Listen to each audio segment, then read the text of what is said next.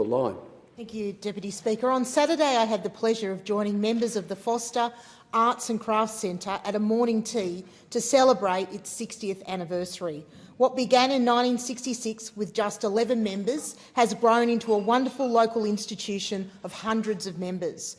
The journey has taken hard work beyond the craft table, with an enormous fundraising effort in the 1980s to move from the old casino building near the Bullring to the centre's current home on Breeze Parade.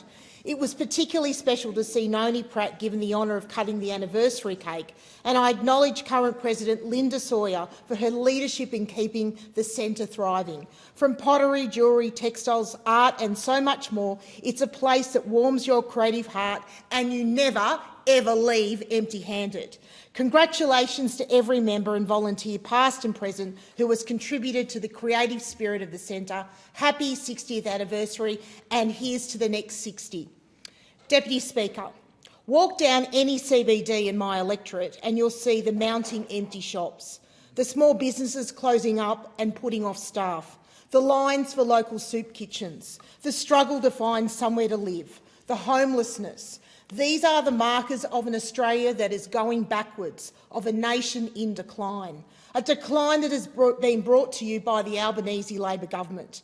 They can try to spin the truth all they want, but the latest ABS figures don't lie. Inflation is still running at 3.8%.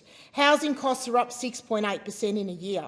Rents are up. The living costs faced by aged pensioners have risen 4.7% in just 12 months. And don't let me get started on energy costs. These aren't numbers on a spreadsheet. These are real people deciding what they have to go without.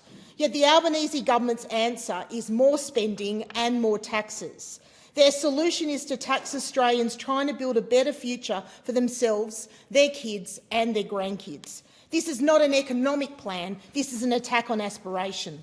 Australians are sick of being told everything is fine when their own bank accounts tell them otherwise. Unlike Labor, the Nationals have a plan guided by our vision for Australia, a plan for cheaper power, lower taxes and less migration. We'll reverse Labor's new taxes and index income tax brackets to inflation.